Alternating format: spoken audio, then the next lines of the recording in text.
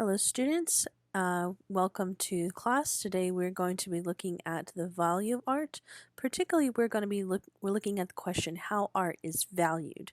Now this is something that a lot of people want to understand, just where does art get the value that it has? Now, there are two types of criteria that are typically involved with determining the value of art. The first one is the monetary value. So, the monetary value refers to kind of how much money something is worth. So, this would provide information such as if you were selling a work of art, or truthfully, if you were selling anything from a car, perfume, jewelry, wine, anything in that nature. This would tell you how much something was worth with a monetary value if you were going to sell it or put it up for auction. Now, the second way we determine the worth of a work of art is the intrinsic value. So, the intrinsic value is something that's intangible, it's something that is beyond the means of monetary gain. So, the way to look at the difference between the monetary value and the intrinsic value, the monetary value is how much you insure your house for example, while the intrinsic value is all of the memories and all of the history that you have inside the house. So the intrinsic value might be higher than the monetary value in some cases. So it is really difficult to determine kind of how much something is truly worth if you factor in both of these instances. So the first way we're going to look at is we're going to look at how is the monetary value of art determined.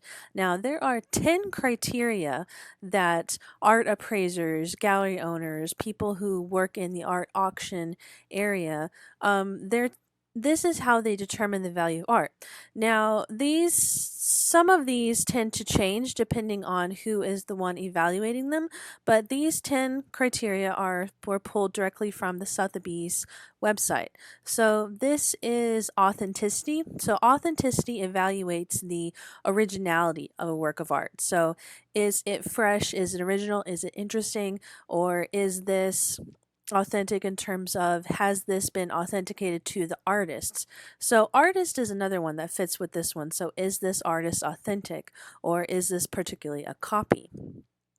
Second one is the condition.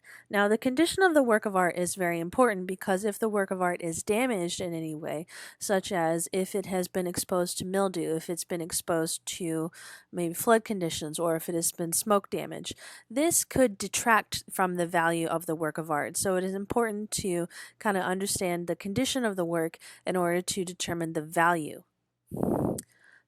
Now, next one is rarity. Rarity also works with artists in the same way that authenticity does, but rarity is kind of how much this particular artist comes up for auction, or how much this particular type of work comes up for auction. Because there are some artists who do not put their work up for auction too often, or there are some who are frequently in the auction houses. So people who are looking to collect a specific artist, if they don't want to buy this particular work of art, they could wait until another one comes up to auction. So this works with a weird thing in the art world that relates to the death factor.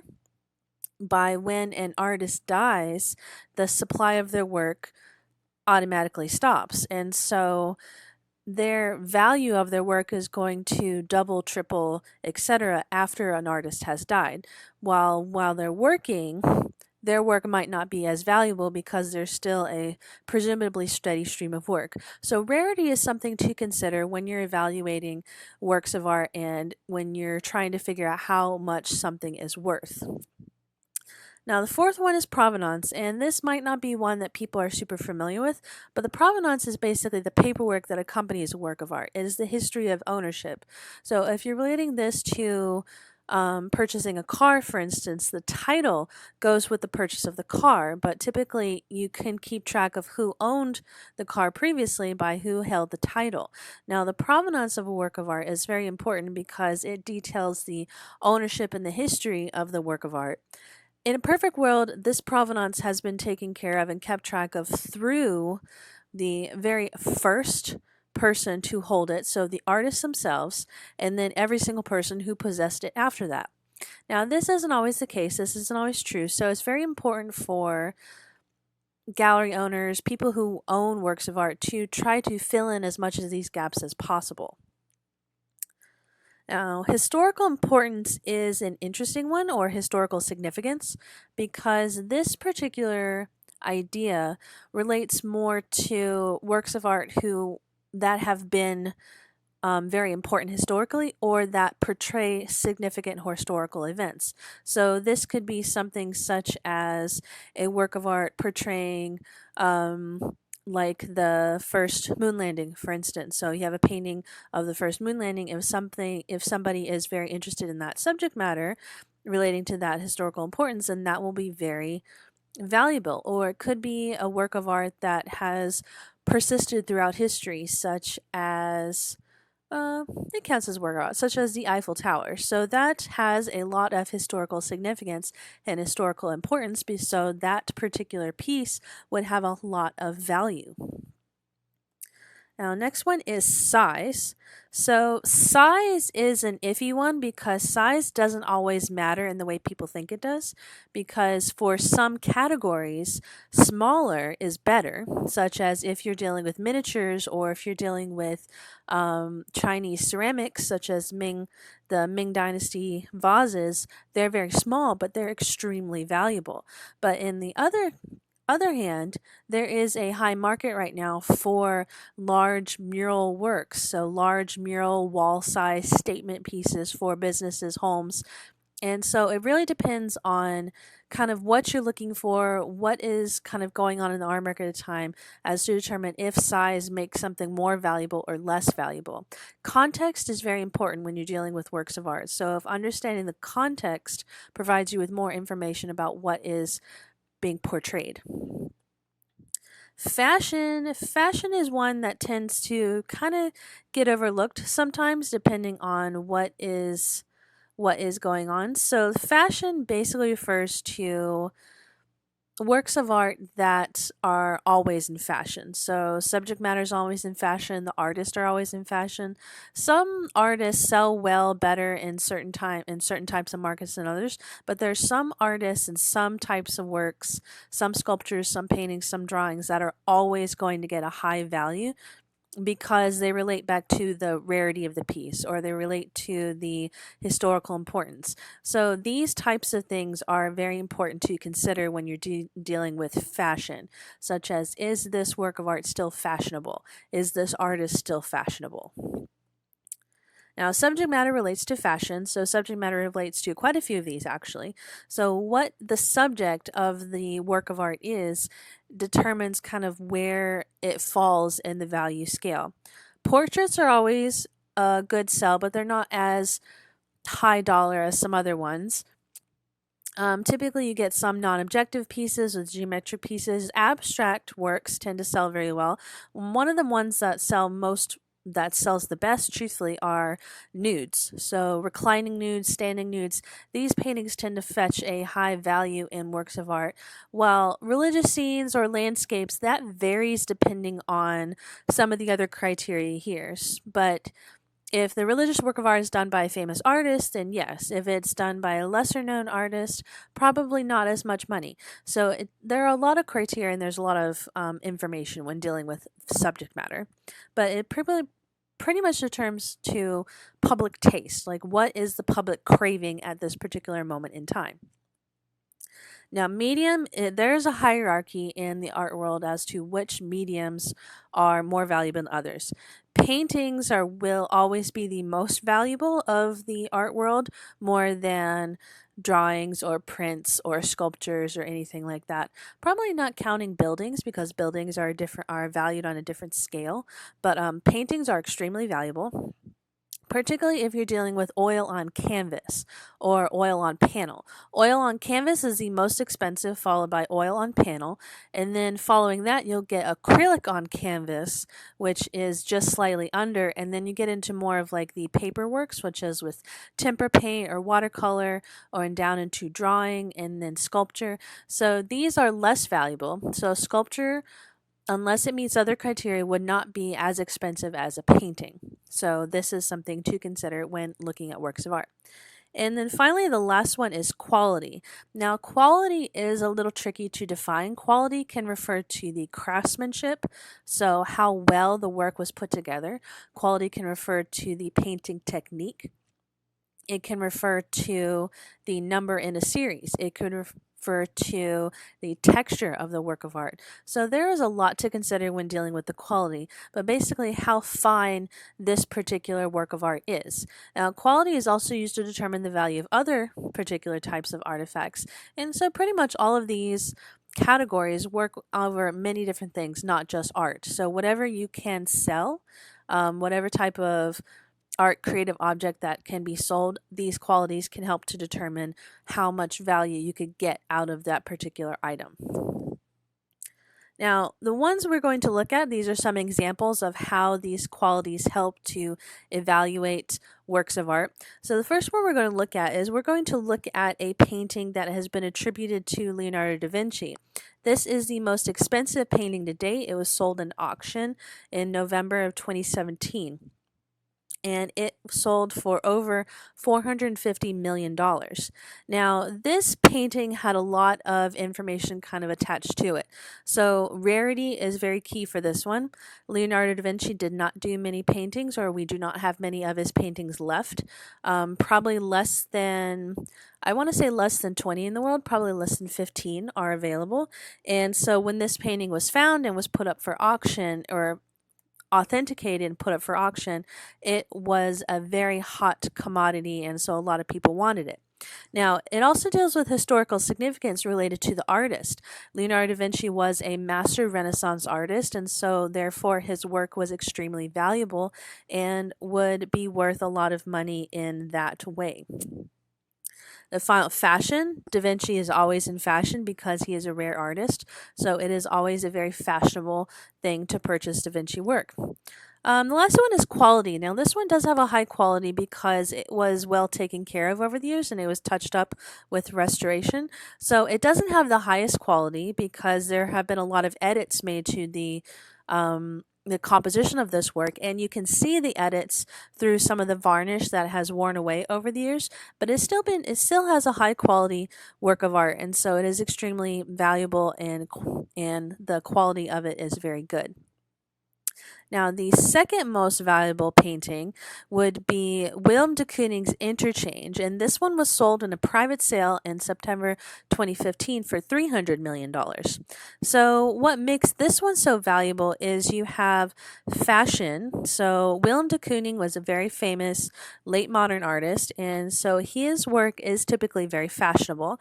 And late modern art, such as the abstract arts or the non objective arts, these sell really well in auction because they do not tend to clash with lots of other kind of subjects or lots of other kind of pieces, and so they serve as really good statement pieces, and so people always find them very interesting to discuss in either in their homes and their private collections or as a statement piece in businesses and office and similar features.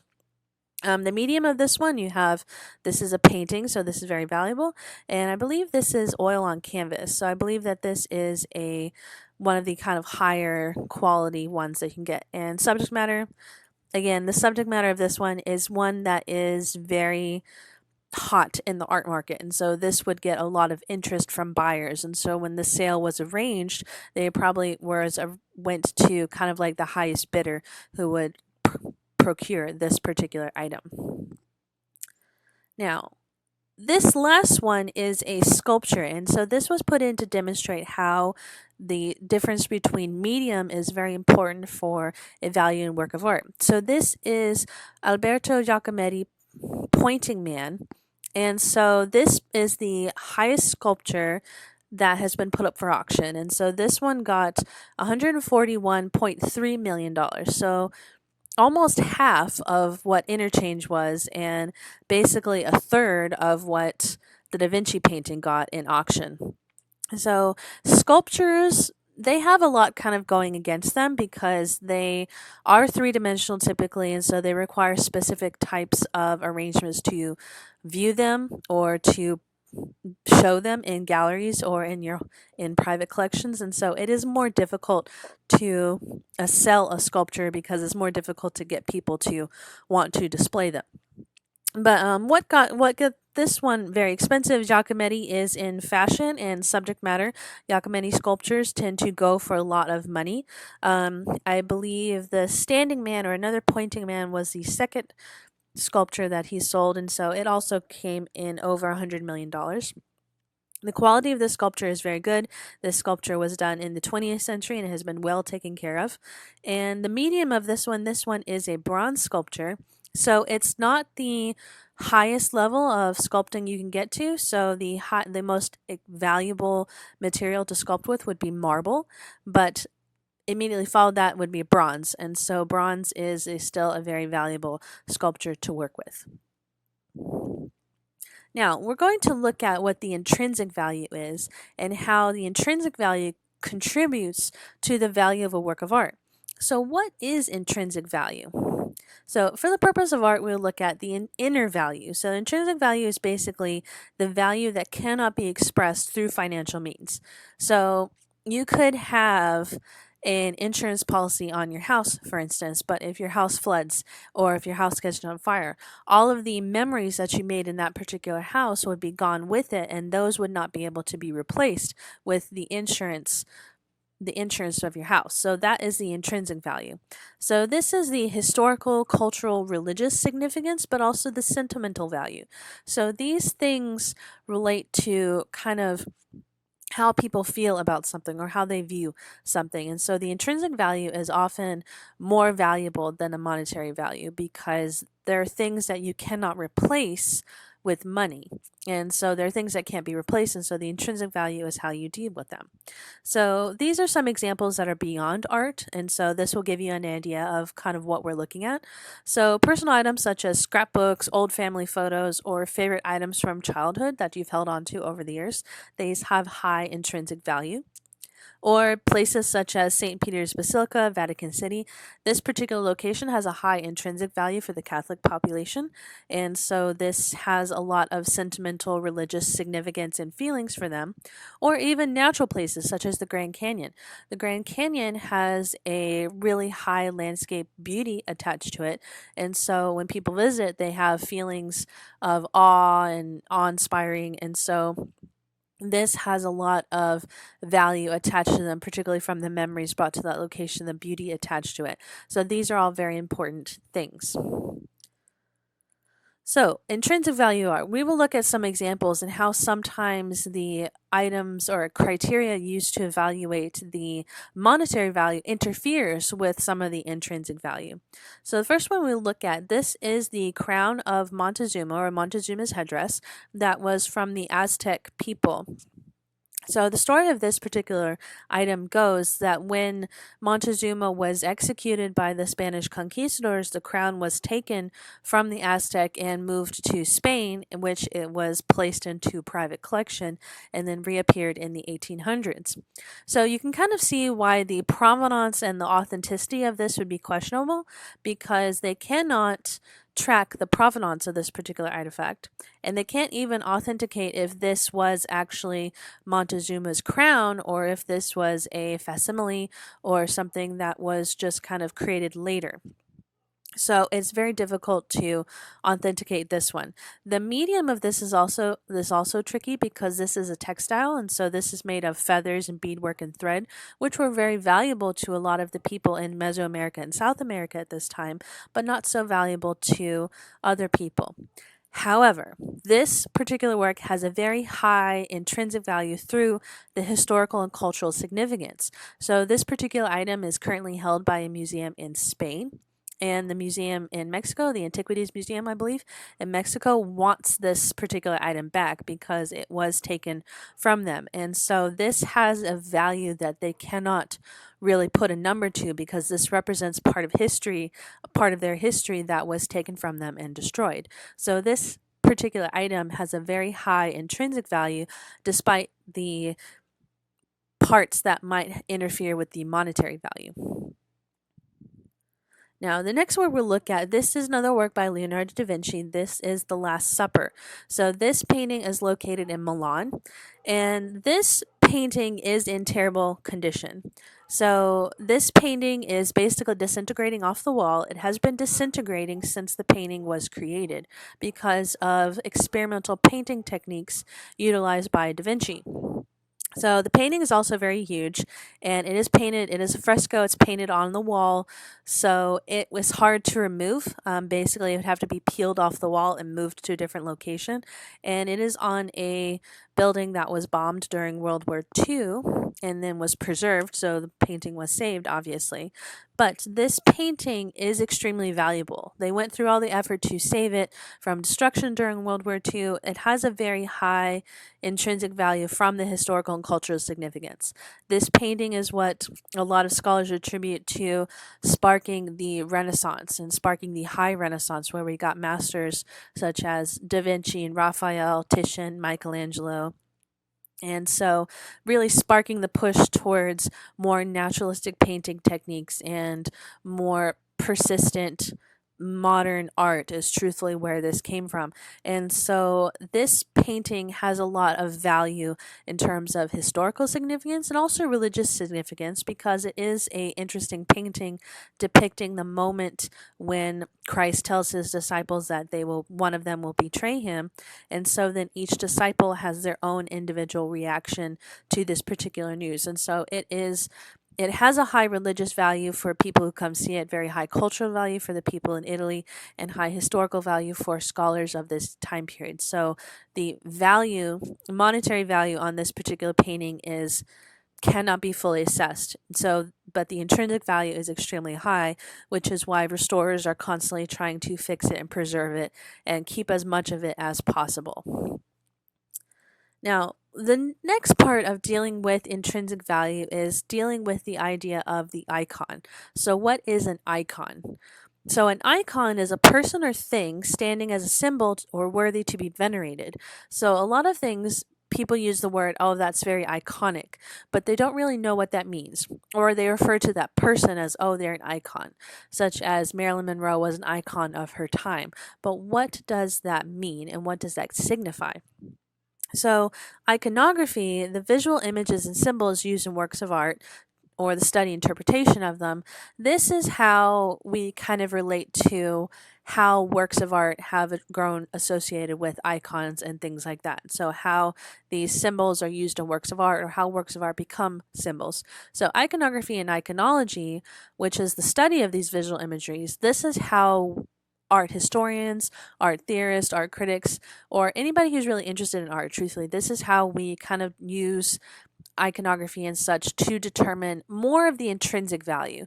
So these terms provide us with more information on how to associate intrinsic value with particular items.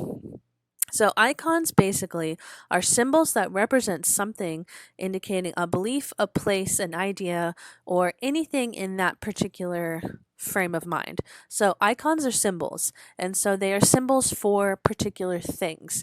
And so that is important to kind of keep in mind when detailing the intrinsic value. So, an example of how intrinsic value relates to an icon would be the Virgin of Guadalupe. And so, this is a religious relic, technically, and this is in the Basilica of Guadalupe in Mexico City. So, it's a religious artifact. The history of this artifact was that the Virgin, the Madonna, appeared to a local peasant, Juan Diego, I believe, and basically her image imprinted on his cloak. And so then that cloak is what this religious artifact is meant to be. So the authenticity of this is questionable, but the medium, since it's a textile, is also questionable. But this is an icon of the Mexican nation, and this has appeared in countless movies, books, TV shows, and it is shown up on a lot of different items and artifacts in Mexico. People visit the Basilica of Guadalupe to visit this religious artifact from all over the world. So this is an extremely valuable piece and is an extremely valuable artifact, and its value cannot be fully assessed because it's an icon. And so it is a representation of Mexico, of the Mexican people. And so it is extremely valuable in that frame of mind. Now, the last one we're going to look at is probably one that is very familiar, and this would be the Statue of Liberty. So, the Statue of Liberty was designed by Frederick August Bartholdi and was dedicated in 1886. This was a gift from France to the US, and this was meant to represent the US as kind of a culmination of all these different people groups coming together to live together to create a new kind of experimental democratic nation. So the size of this thing is ridiculous. So you can't move it. It's impossible to move, possible to get rid of. And so the size of it is obnoxious. It's a metal sculpture, bronze, copper, I think it's copper. And so it's not very valuable, and the condition of it is horrendous because it's fully oxidized. It's this green color now. The original color of it, and truthfully, the natural color of it is more of like a burnt orange. But it's fully oxidized and it's in terrible condition because they keep trying to fix it while the salt water is damaging it constantly. And so they're constantly trying to fix it and preserve it and make sure that it actually stays there. But it has a very high intrinsic value due to historical and cultural significance, but also as a symbol of the United States of America and American people. So the Statue of Liberty stands as an icon for freedom, liberty, equality, and justice for all, and basically everything that United States is supposed to stand for. And so the Statue of Liberty is invaluable to the people as a symbol. So as long as she stands as a symbol and an icon of the American people. And so her value cannot be fully assessed. So this is the end of the lesson on how we value art, and I hope you learned something.